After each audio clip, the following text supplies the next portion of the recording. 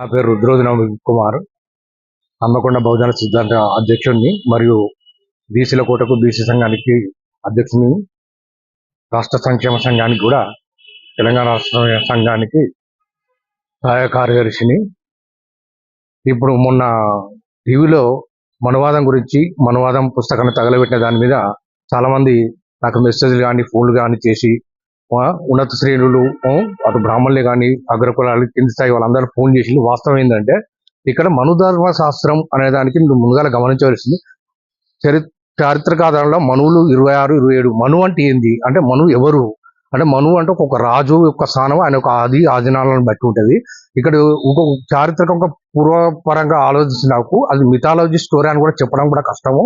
అసలు మనువు అనే దానికి పూర్వము బ్రహ్మ మనుషుల నుంచి పుట్టిండని, బ్రహ్మకు పుట్టిన మనువు, మను సిస్టమ్ అని అదొక పెద్ద స్టోరీ. అతనికి భార్య పేరు శతారూప అనే 100 రూపాయలు, అతనికి 10 మంది కొడుకులు, 3 బిడ్డలు, వేరే విధంగా 50 మంది కొడుకులు, ఆ విధంగా మనువు ఉన్నది. అట్లా మనువు తర్వాత 2వ మనువు, 3వ మనువు, 28 మనువు. ఇంకప్పుడు మను ధర్మశాస్త్రం వివిధ రైటర్ అని అన్నప్పుడు పాండురంగనాథ శాస్త్రి, ఇంకో శ్రీరంగనాథ స్వామి అనే పేర్లు కూడా వస్తాయి ఊద రైటర్ అన్నప్పుడు. ఇక్కడ మనువు అనే దాని మీద ఎవరు అనే దాని మీద అంటే, మనువు అనేదానికి అనేక కొన్నాడు 26, 27 మనువులు అంటే మనిషి ఆయన ఒక విధానాలను రాసిన సిస్టమ్. ఈ మనుధర్మ శాస్త్రం అప్పుడున్న పూర్వకాలంలో అప్పుడున్న సిస్టమ్ బట్టి, అప్పుడు వారి సగర్వ నిగుణ వాళ్ళ మనోకర్మలను బట్టి నిర్ణయించి వాళ్ళ సిస్టమ్ను మార్చి ఈ విధంగా పనులు చేయాలి. ఒక రాజు ఒక సిస్టమ్ విధంగా అప్పుడున్న పరిస్థితులను బట్టి ఆ విధంగా నడిచింది. ఇక్కడ మనుధర్మ శాస్త్రం అంటే కొంత వేదాలకు ప్లస్ మనుధర్మ శాస్త్రానికి సంబంధం లేదు. వేదాలలో మంచి ఉన్నది. వేదం అంటే విజ్ఞానం అని చెప్పి నేను చెప్పిన ఆ ఛానల్లో కూర్చుండు.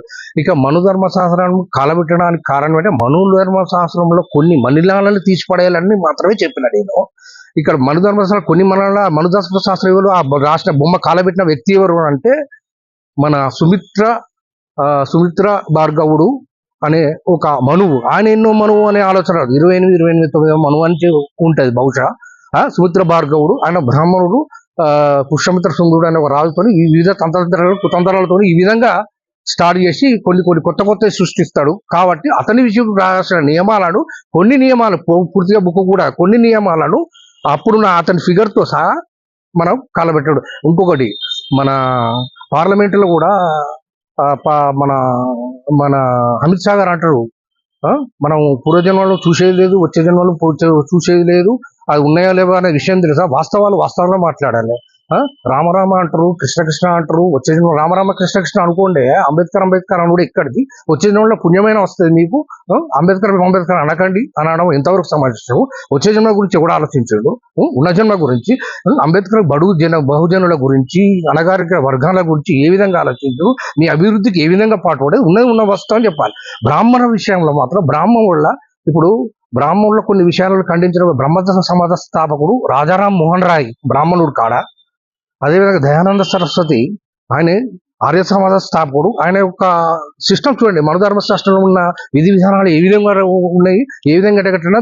అయితే ఇప్పుడు ఇక్కడ ఒక ప్రశ్న ఏంటంటే, అంబేద్కర్ వాస్తవాలను చేసిన ఆయనకంటే ముందు మన జ్యోతిరావు పూలే కానీ, 10వ శతంలో బ్రహ్మంగా గారు ఎంతో బహుజనుల కోసం, కింది స్థాయిల కోసం ముందు పడడానికి ఎంతో అభివృద్ధి చేసే కార్యక్రమం చేసింది. ఇక్కడ మనుధర్మ శాస్త్రం ఏంటంటే అప్పుడున్న పరిస్థితుల సిస్టమ్ని బట్టి నడిపించడం కోసం వివిధ మనువులు ఈ విధంగా.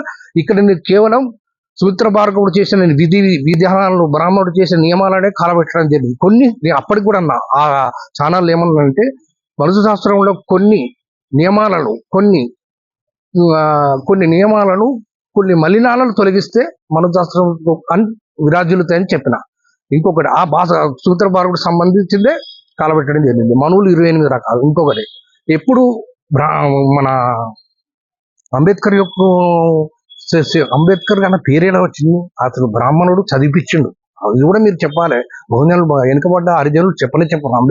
అంబేద్కర్ చదివించింది బ్రాహ్మణుడే, అతను విదేశాలకు పంపించింది బ్రాహ్మణుడే, ఆయన డెవలప్ చేసింది, ఆర్థికంగా సాయం చేసింది బ్రాహ్మణుడే, అతని ఇంటి పేరు బ్రాహ్మణుడే, ఆయన భార్య కూడా మొదటి భార్య బ్రాహ్మణమే. బ్రాహ్మణులు ఎంతో కొన్ని ఉన్నతులు ఉన్నారు, అభివృద్ధికి వాళ్ళు కూడా ఎంతో చేసినాడు. ఈ కొన్ని నియమాలను కూడా తొలగించింది కూడా రాజారాం మోహన్ రాయ్. మరి ఆయన ఫోటో ఎందుకు బ్రాహ్మణులు పెట్టుకోరు? ఇది గమనించవలసిందని నా యొక్క మనవి. Naveen Kumar, Rudroju Naveen Kumar, MA political science, BC Bahujana Sangham, BC plus organisation Telangana ఉద్యమకారులు బీసీ సంక్షేమ సంఘం రుద్రోజు నవీన్ కుమార్.